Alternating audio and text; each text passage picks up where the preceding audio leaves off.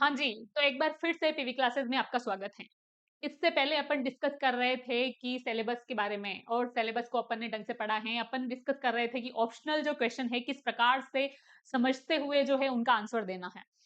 आज जो ये वीडियो है ये डिस्क्रिप्टिव टाइप के जो क्वेश्चन है उनके आंसर के लिए हैं। तो किस प्रकार से जो है उनके आंसर देने हैं आपको। मेन चीज़ें मैंने आपको शुरू में बताया था कि सब्जेक्टिव टाइप के, डिस्क्रिप्टिव टाइप के जो क्वेश्चन होते हैं, इसमें आपके दिमाग की जो सृजनात्मकता है, आपके शब्दों की जो क्रिएटिविटी है, वो बहुत काम आती है। कुल मिला के जो अगर इफेक्टिव आंसर चाहिए, आप चाहते हो कि एग्जामिनर जो है आपके आंसर से संतुष्ट हो पाए, तो उसके लिए आपको चाहिएगा कि आप थोड़े वज़नदार शब्द उपयोग करो। वज़नदार मतलब कि मैंने पहले भी बताया था, दोबारा बता रही हूँ। वज़नदार का मतलब ये होता है कि मैं कह रही हूँ कि तुमने मेरा मज़ाक उड़ाया है और एक मैं कह रही हूँ कि तुमने मेरा व्यंग्य किया है।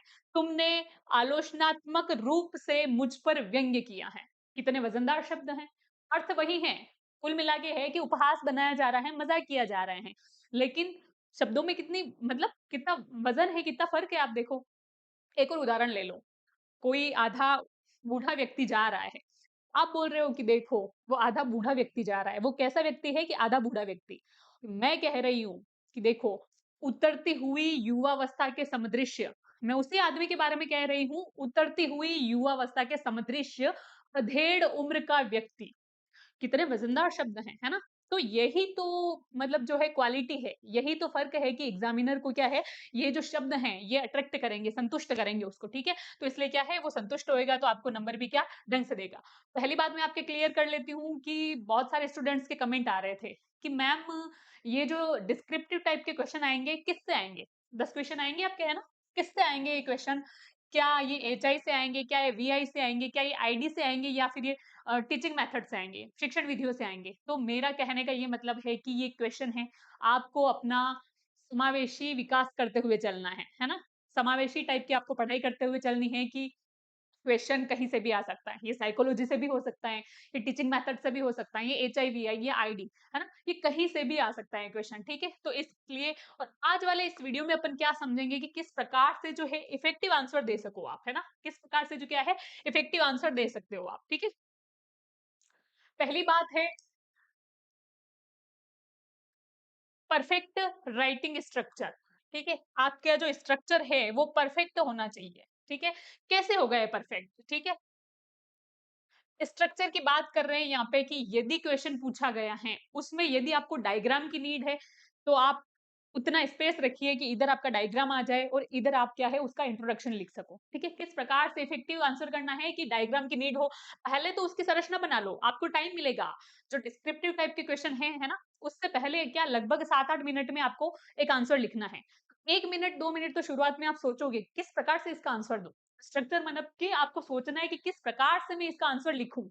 1 मिनट तो ये सोचना है कि इधर डायग्राम की ज़रूरत है, बेहतर लगे जिससे है ना, बेहतरीन जो आंसर लगे उसके लिए क्या करना है आपको कि इधर डायग्राम बनाना है, इधर उसका इंट्रोडक्शन आ जाएगा। इंट्रोडक्शन के बाद जो उसके सब पॉइंट्स दे रखे हैं, किसी की विशेषताएँ पूछ रखी है, किसी के प्रभाव पूछ रखे हैं, किसी के महत्व यदि पूछ रखे हैं और किसी का जो अंत में जो क्या है, अंतर पूछ रखा है और फिर जो निष्कर्ष है ना? तो उनको स्टेप बाय स्टेप लिखना है। तो पहले आपको स्ट्रक्चर जो है, क्वेश्चन आपने पढ़ लिया, क्वेश्चन के बाद जो आंसर है, उसको 1 मिनट या डेढ़ मिनट में अपने दिमाग के अंदर स्ट्रक्चर बना लेनी है। क्वेश्चन पूछ क्या रहा है, किस स्ट्रक्चर से अपने को क्या करना है, आंसर देना है, ठीक है? तो स्ट्रक्चर बना लेनी है, उसके बाद जैसे कि पहले इंट्रोडक्शन लिखना है। एक क्वेश्चन है एग्जांपल के लिए मैंने लिया है, मैं लास्ट में आपको अभी एक्सप्लेन करूँगी, है ना? कि किस प्रकार से जो है बेहतरीन तरीके से आप जो है इसका आंसर दे सकते हो, ठीक है? भई नंबर चाहिए, अगर मान लो 4 नंबर का क्वेश्चन है, तो कम से कम उम्मीद ऐसी रखो कि साढ़े 3 नंबर तो दे सकें वो। सब्जेक्टिव क्वेश्चन में आप कितना ही इफेक्टिव लिख लो। 4 में से 4 तो देने से नहीं रहे एग्ज़ामिनर, है ना? बिल्कुल नहीं, चाहे सभी सभी शब्दों का आपको ध्यान रखना है, शब्दों की क्वालिटी का ध्यान रखना है, वज़नदार शब्द प्रयोग करने हैं। इसके अलावा जो है आपको मात्राओं का ध्यान रखना है, अशुद्धियों का ध्यान रखना है, ठीक है? जैसे कि एक होता है मैं के ऊपर बिंदी होती है, इसका मतलब होता है मैं मतलब अंदर और ये होता है है ना? मैं मतलब मैं, ठीक है? तो ये चीज़ें आपको ध्यान रखनी है। शब्दों की अशुद्धियाँ मतलब कि मान लो कि व्यंग बहुत सारे व्यंग ऐसे लिखते हैं, बहुत सारे व्यंग्य, ऐसे। तो ये शुद्ध शब्द है जबकि अशुद्ध शब्द हैं, ठीक है? तो ये चीज़ें आपको ध्यान रखनी है। ये सभी कुछ आपको क्या है स्ट्रक्चर में ध्यान देनी है, ठीक है? तो सबसे पहले कोई क्वेश्चन पूछा है तो पहले तो आपको शब्दों की सीमा रखनी है लगभग 100 से 120। 100 से 120 क्यों रखनी है? आपको 200 तक 150 तक क्यों नहीं रखनी है? इसके बारे में भी अपन आगे विचार करेंगे। क्यों? क्योंकि टाइम उतना ही है। प्रत्येक क्वेश्चन के हिसाब से टाइम को बाँट दिया है मैंने, है ना? कि इतने टाइम में तो आप सोचोगे, इतने टाइम में लिखोगे। तो फिर ये असंभव है कि आप 200 शब्दों का आप ये असंभव है कि आप 150 शब्दों का आंसर लिख पा रहे हो, है ना? बिल्कुल, तो टाइम को एज़ इट इज़ मतलब सब कुछ चीज़ें करते हुए मैंने वो सारी कुछ चीज़ें बताई है, ठीक है? इंट्रोडक्शन जो है, पहले जो प्रश्न पूछ रहा है, उसके बारे में जो जनरल इंट्रोडक्शन है, क्या-क्या चीज़ें पूछ रहा है, उसके बारे में लिखना है, परिभाषा पूछी है, अर्थ पूछा है, तो वो लिखना है। उसके बारे में उसके प्रभाव, कारक, महत्व जो भी लिखी है, उसके जो सब पॉइंट्स हैं, उनको बाद में लिखना है। मेन बॉडी या फिर एक्सप्लेनिंग एआई मिसिंग है, ठीक है, कोई बात नहीं, टाइपिंग मिस्टेक है, ठीक है? तो एक्सप्लेन करना है किसको? मेन बॉडी को। जैसे कि उसने वो ही बता दिया मैंने आपको प्रभाव, कारक, महत्व जो कुछ भी पूछा है, विशेषताएँ पूछी है, आयाम पूछे हैं, प्रकार पूछे हैं, प्रभाव पूछे हैं, जो चीज़ पूछी है ना, वो सारी कुछ चीज़ें लिखनी है। बाद में कन्क्लूज़न मतलब कि निष्कर्ष। लास्ट में क्या करना है कि निष्कर्ष आपको लिखना है, ठीक है? तो ये चीज़ आपको ध्यान रखनी है। निष्कर्ष क्यों लिखना है? निष्कर्ष लिखने से भी यदि आपको नंबर मिल रहे हैं किसी क्वेश्चन के 2.5 नंबर, ठीक है? लेकिन निष्कर्ष लिखने से आपके वो नंबर 3 हो सकते हैं 2.5 से या फिर साढ़े 3 हो सकते हैं। निष्कर्ष लिखने का ये मतलब होता है, बहुत महत्व है क्योंकि आपने ऊपर लिखी क्या है चीज़ें आपके माइंड की क्रिएटिविटी चेक कर रहा है एग्ज़ामिनर, ठीक है? सब्जेक्टिव क्यों दिए जाते हैं क्वेश्चन? आपके माइंड की क्रिएटिविटी चेक कर सके। ऑप्शनल में तो सबका सेम ही आंसर होगा, है ना? लेकिन इसमें आप अलग-अलग आंसर लिखोगे, अलग-अलग स्टूडेंट अलग-अलग आंसर लिखेगा, वो उसकी दिमाग की सृजनात्मकता का उपयोग करते हुए लिखेगा। एग्ज़ामिनर जानना चाह रहा है, क्या आपके दिमाग की सृजनात्मकता है? आपने क्या सोचकर, किस स्तर का सोचकर आपने ये पॉइंट लिखे हैं ऊपर वाले, इसके पीछे आपके दिमाग का जो मर्म है ना? सार है, वो चीज़ जानना चाह रहा है कि आपने क्या सोचते हुए आंसर लिखा। इसलिए क्या करना है, निष्कर्ष लिखना है, ठीक है? इसके बाद में जो अगली चीज़ है, वो है अच्छा, बहुत शानदार बात है ये ध्यान रखना कि परीक्षक के लिए आपकी उत्तर पुस्तिका ही आपका विज़िटिंग कार्ड है। कितनी शानदार बात कही है कि परीक्षक के लिए आपकी उत्तर पुस्तिका ही आपका विज़िटिंग कार्ड है ना?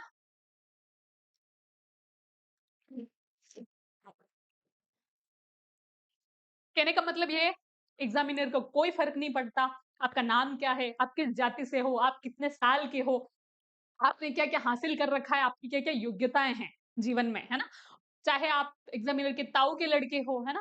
चाहे आप एग्ज़ामिनर के जो क्या है, पड़ोसी हो, चाहे आप एग्ज़ामिनर के क्या है, दुश्मन हो, इससे कोई फ़र्क नहीं पड़ता है, एग्ज़ामिनर को फ़र्क पड़ता है आपके प्रस्तुतिकरण से।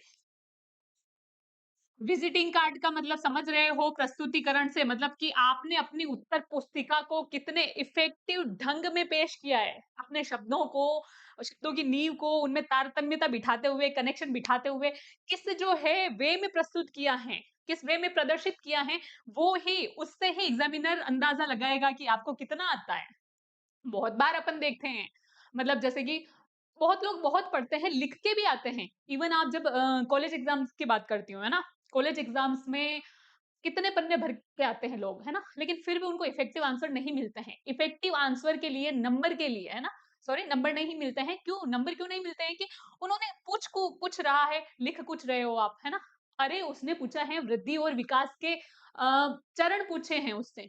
आप प्रभाव और महत्व लिख के आ रहे हो। क्वेश्चन को समझो, पहले आपको समझना है, सोचना है, उसके बाद उसका आंसर देना है ना? इसलिए जो क्या है मैं बता रही हूँ यहाँ पे कि जो उत्तर पुस्तिका है आपकी, वो ही उसके लिए क्या है एग्ज़ामिनर के लिए विज़िटिंग कार्ड है, ठीक है?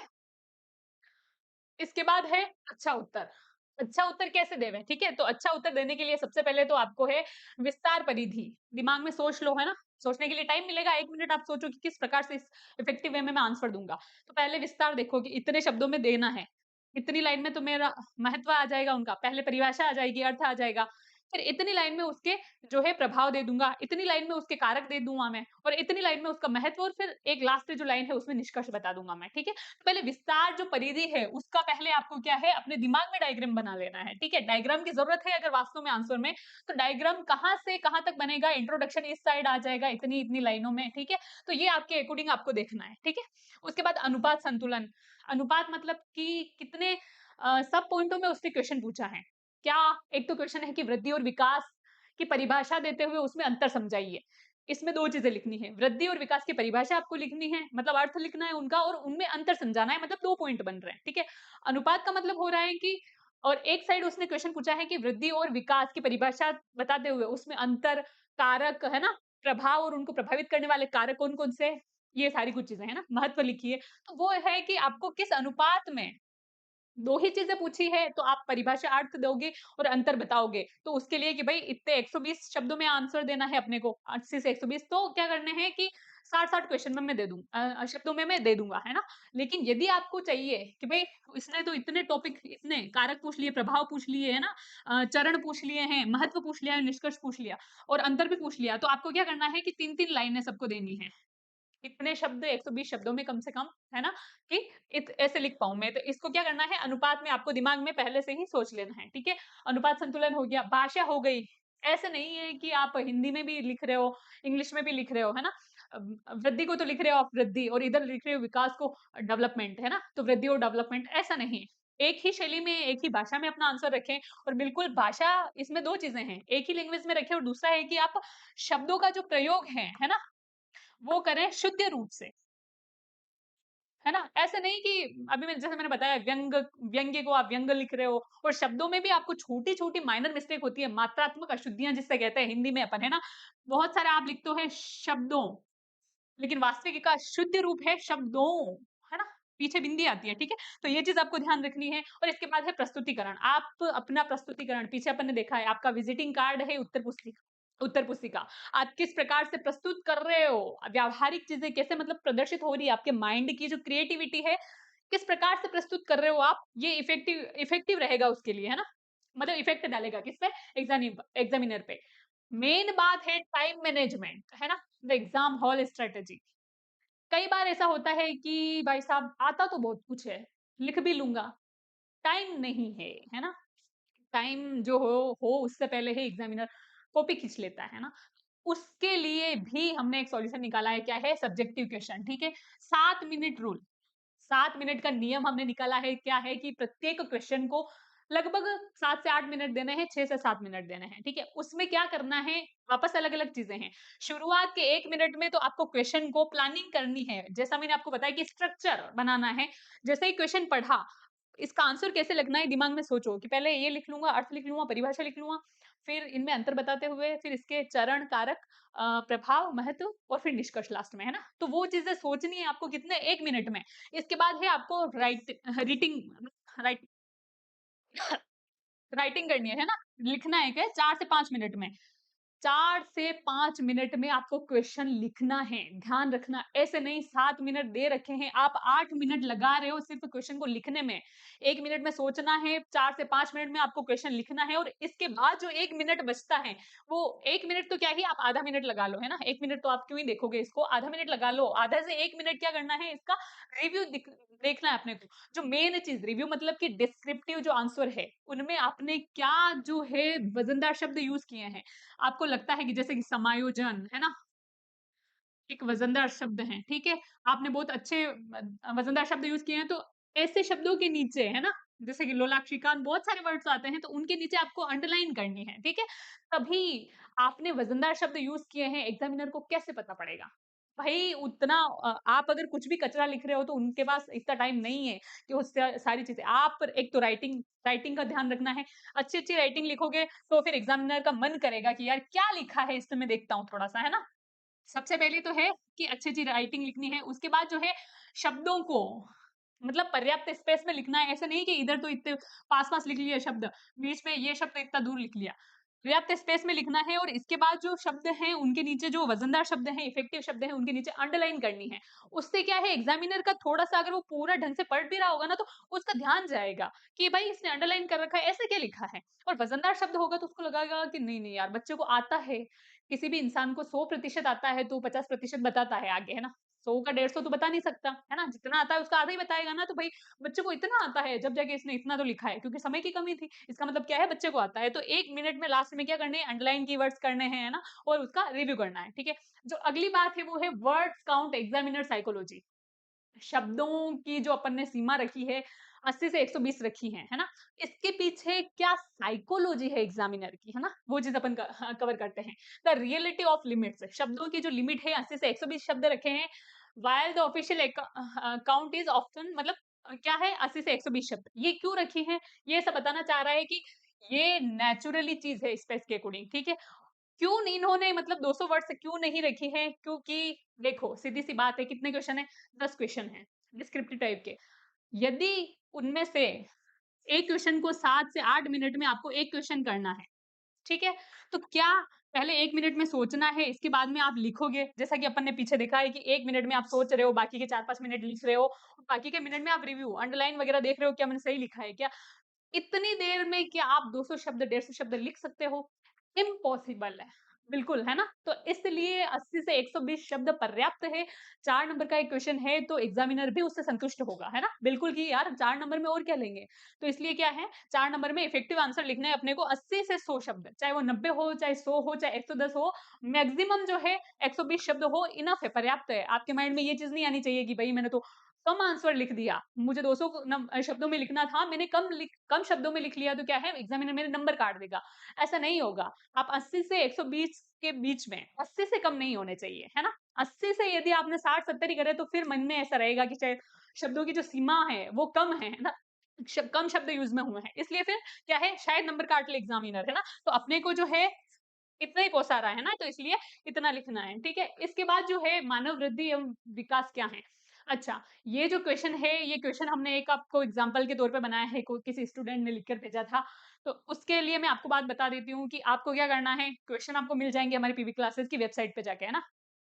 तो वहाँ पर जाके आपको लिखने के लिए क्वेश्चन भी मिल जाएँगे और आपने उसका क्या प्रिंट निकलवानी है या फिर क्वेश्चन लेना है, आपको इसका आंसर लिखना है और चेक करना है खुद ही बैठे-बैठे कि भई मैंने किस तरीके से लिखा है, क्या इफेक्टिव है ना? किस प्रकार से क्या चीज़ हो सकती है। ये जो अभी है देखो, ये जो क्वेश्चन है, क्वेश्चन का आंसर लिखा है किसी स्टूडेंट ने तो मैं आपको बताऊँगी, ठीक है? ये हमारे पास आया है, मैं आपको अभी प्रिंट निकाल के बता रही हूँ, ठीक है? तो ये चीज़ है कि आपको खुद से पहले तो ऑब्ज़र्व करना है कि नहीं यार, सही किया क्या मैंने? बिल्कुल इतना इफेक्टिव है, हाँ सही है। और आप चाहो तो आप अपने जो क्वेश्चन का आंसर है, उसको हमारे पीवी क्लासेस के टेलीग्राम चैनल या फिर वेबसाइट पे नंबर दे रखा है, उन पे भी भेज सकते हो, है ना? और फिर एक और बात है कि किसी को अगर कोई समस्या हो रही है, किसी को कोई चीज़ नहीं समझ आ रही है रजिस्ट्रेशन करने में, लॉगिन करने में, तो भी वेबसाइट पे नंबर दे रखे हैं पीवी क्लासेस के टेलीग्राम पे, वहाँ पर आप मैसेज कर सकते हो, ठीक है? इसके बाद हाँ, हाँ, अच्छा, इसका जो आंसर है वो देखो, क्वेश्चन है अपना मानव वृद्धि एवं विकास क्या है? ठीक है? क्वेश्चन ध्यान से पढ़ना, मानव वृद्धि एवं विकास क्या है? मानव वृद्धि एवं विकास के प्रमुख चरणों, है ना? विशेष आवश्यकता वाले बच्चों के संदर्भ में उनके महत्व की व्याख्या कीजिए।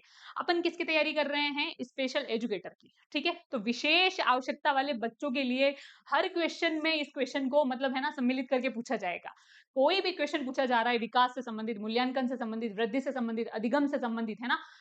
कोई भी क्वेश्चन बुद्धि से संबंधित, स्मृति से संबंधित, लेकिन उनमें साथ में विशेष आवश्यकता वाले बच्चों के लिए चीज़ें, उनके उनके लिए क्या मतलब ये मायने रखती हैं, उनको क्या सम्मिलित करके पूछा जाएगा, तो आपको ये चीज़ ध्यान रखनी है, ठीक है?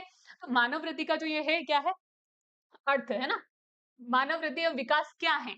क्या है मतलब की परिभाषा देनी है या फिर इसका अर्थ देना है? तो हमने ये लिखा है मतलब किसी स्टूडेंट ने लिखा है कि मानव वृद्धि का अर्थ। मुझे इतना इफेक्टिव लगा ये आंसर, है ना?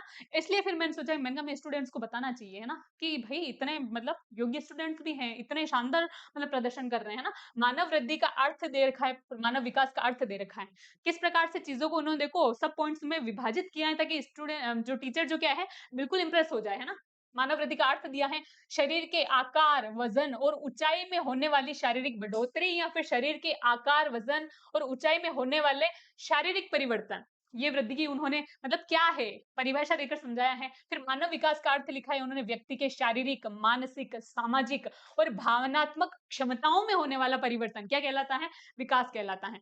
पहली बात मैं यहाँ पे स्पष्ट कर देती हूँ कि यहाँ पे वृद्धि कहलाती है या फिर कहा जाता है वो अवांछनीय शब्द हैं। वहाँ पर आप वो कहलाता है, कहलाती है नहीं लिखोगे तो भी एग्ज़ामिनर समझ जाएगा ये कहना चाह रहा है। आप अगर लिखोगे तो शब्दों की सीमा पूरी हो जाएगी और आप वज़नदार शब्द लिख लिख नहीं पाओगे। इसलिए आपको क्या करना है ऐसे ही इफेक्टिव आंसर देने हैं, ठीक है? कहलाता है, क्या होता है, ये नहीं लिखना है। इसके बाद है विकास के जो है प्रमुख चरण पूछे हैं इसने, तो विकास के प्रमुख चरण है तो शेषावस्था, बाल्यावस्था, किशोरावस्था, ऐसे अपन जैसे गर्भावस्था से शिशु मृत्यु पर्यंत तक जो है विकास चलता रहता है। इसके बाद गर्भावस्था भी ले सकते थे, प्रौढ़ावस्था भी ले सकते थे, वृद्धावस्था भी ले सकते थे। लेकिन जो विकास, बाल विकास में जो बात की गई है मेन तौर पर क्या है, शैशवावस्था, बाल्यावस्था और किशोरावस्था तक ही की गई है ना। तो इसलिए क्या है, अपन ने इसके प्रमुख चरण लिखे, ठीक है। इसके बाद है विशेष आवश्यकता वाले बच्चों पर इसका क्या प्रभाव है, क्वेश्चन के अकॉर्डिंग, ठीक है। स्टेप बाय स्टेप चलते जा रहे हैं। अर्थ परिभाषा बताई अपन ने, उसके बाद चरण बताए हैं। अब विशेष आवश्यकता वाले बच्चों के संदर्भ में क्या लिखना है, महत्व लिखना है। महत्व लिखने से पहले प्रभाव लिखने पड़ेंगे अपने को, है ना। तो प्रभाव के बारे में देख लो, विकास में देरी हो जाती है, ठीक है। और सीखने व सामाजिक व्यवहार में कठिनाई होती है, संज्ञानात्मक भावनात्मक चुनौतियां होती हैं। ये जो दिक्कतें हैं, परेशानियां हैं, ये जो विशेष आवश्यकता वाले बच्चे हैं उनमें आती है, ठीक है। तो इसके बाद में इसका महत्व क्या है, भाई प्रभाव तो लिख लिए अपन ने, तो फिर इसका महत्व क्या है, क्या फायदा है, क्या परिणाम है इसके, है ना। क्यों कर रहे हैं अपन ये चीजें, है ना। तो इसके लिए है कि व्यक्तिगत शिक्षण हो सकता है, आप देख लो व्यक्तिगत शिक्षण के अंतर्गत ये सारी चीज आ गई है कि जिस भी विशेष आवश्यकता वाले बच्चों की जो विशेष आवश्यकता है ना, उसके अकॉर्डिंग जो शिक्षक है, विशेष शिक्षक शिक्षण विधियों का चुनाव करेगा, है ना, और उसके अकॉर्डिंग उसको क्या है, पढ़ाएगा, सिखाएगा, है ना। तो वो उसके व्यक्तित्व निर्माण में क्या है, उपयोगी रहेगी। तो सीधा इन्होंने देखो व्यक्तिगत शिक्षण, इसमें पूरा जो है आपका जो है वो एग्जामिनर है समझ जाएगा ये क्या कहना चाह रहा है। समान अवसर, विशेष आवश्यकता वाले बच्चे होते हुए भी किस प्रकार से वो सामान्य बच्चों के साथ पढ़ाई कर सकते हैं, वैसे ही वो सीख सकते हैं, तो उनके लिए समान अवसर उपलब्ध हो रहे हैं। आत्मनिर्भरता और कौशल विकास, उन बच्चों को विशेष आवश्यकता होने के बाद, विशेष जो चीज़ें हैं उनमें होने के बाद भी क्या है, वो आत्मनिर्भर बन सके, उनमें कौशल विकास हो सके, उनकी अपनी क्षमताओं का, अपनी योग्यताओं में विकास कर सके वो, इसमें ये लाभदायी है ना? और इसके बाद है सामाजिक और भावनात्मक विकास। किस प्रकार के से जो है इन चीज़ों से सामाजिक और भावनात्मक विकास उनका भी किया जा सकता है, ठीक है? इसके बाद जो है निष्कर्ष, ठीक है? देखो point two point, step by step कैसे चीज़ें लिखी है मैंने, और इसके बाद जो है लास्ट में निष्कर्ष लिखना। निष्कर्ष लिखना, ये 2 निष्कर्ष लिखे हैं बच्चे ने, ठीक है? मैंने यहाँ पे पता किया क्या है, बच्चे ने 2 निष्कर्ष लिखे हैं। या तो आप इस प्रकार से निष्कर्ष लिख सकते हो या ये प्रकार से लिख सकते हो, ठीक है? लेकिन मैंने ऐसा लगा कि मैं दोनों ही आपको बताऊँगी कि किस प्रकार से क्या है, आप लिख सकते हो। मानव विकास और वृद्धि की सही समझ विशेष शिक्षकों को बच्चों की आवश्यकताओं के अनुसार उचित शिक्षण और सहायता प्रदान करने में मदद करती हैं। बिल्कुल यही तो है, इसीलिए तो अपन कर रहे हैं, पढ़ रहे हैं। या फिर ये नहीं लिखो तो ये वाला भी बहुत अच्छा है कि विशेष शिक्षा जो होती है वो विशेष बच्चों की क्षमता को पहचान कर, उनकी कितनी क्षमता है प्रत्येक बच्चे की, उनको क्षमता को पहचान कर उन्हें तकनीकी और व्यक्तिगत सहायता, व्यक्तिगत रूप से उनको क्या आवश्यकता है ना, तो उस शिक्षण विधि का उपयोग करके व्यक्तिगत सहायता हो सकती है। तो उसके माध्यम से उनकी क्षमताओं को अधिकतम स्तर तक क्या करती हैं, विकसित करती हैं। तो कितना जो है इफेक्टिव आंसर लिखा है, मेरे हिसाब से कम 4 में से साढ़े 3 तो इस बच्चे को मिल ही जाएँगे, ठीक है? तो ये चीज़ हो गई है। इसके बाद जो है मैं आपको बताना चाहूँगी कि अपनी जो पीवी क्लासेस की जो वेबसाइट है, वहाँ पे है ना, अपनी बुक आ गई है, ठीक है? अपकमिंग है बुक, तो पीवी क्लासेस की जो वेबसाइट है उसमें बुक में जाना है आपको, और बुक में जाने के बाद ये जो है बुक का प्राइस रख दिया गया है, एड टू कार्ट यहाँ से कर सकते हो। बुक में जो है पहले सिलेबस और 10 मॉडल पेपर हैं, ठीक है? 60 तो जो है ऑब्जेक्टिव क्वेश्चन है, और 10 जो क्या है डिस्क्रिप्टिव टाइप के जो क्वेश्चन है, आंसर क्वेश्चन और आंसर दे रखे हैं। तो 299 इसकी प्राइस है, अभी जो 40% ऑफ मतलब सेल चल रहा है, ठीक है? और उसके बाद जो है, ठीक है, बुक का ये हो गया।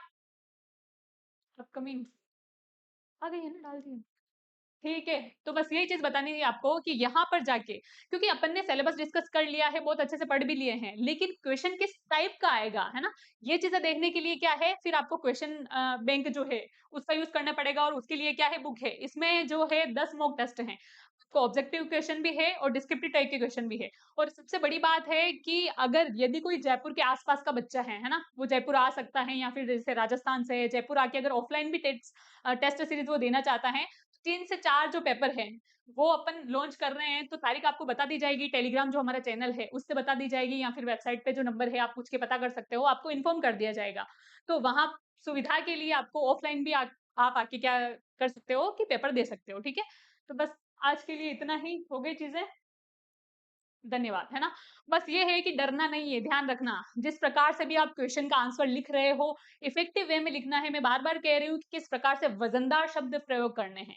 वज़नदार शब्द प्रयोग करोगे, अंडरलाइन करोगे, शब्दों के बीच में इनफ जो पर्याप्त स्पेस जो है आप रखोगे तो एग्ज़ामिनर आपसे इम्प्रेस होगा, उसका दिमाग जाएगा, है ना? कि भई बाकी उसके खुद के भी यार बहुत सारे लफड़े हैं। आप कुछ नया दोगे, कुछ क्रिएटिव टाइप का दोगे तो एग्ज़ामिनर क्या होगा, उसका ध्यान द जाएगा कि राइटिंग भी अच्छी है, इसको क्या थोड़े बहुत क्या है, आंसर देने हैं। और सबसे मेन चीज़ है टाइम मैनेजमेंट का बहुत ध्यान रखना है। मैंने सारी कुछ चीज़ें अच्छे से एक्सप्लेन कर ली हैं। पेपर देने से पहले ये चीज़ें आप देख के जाओगे, ठीक है?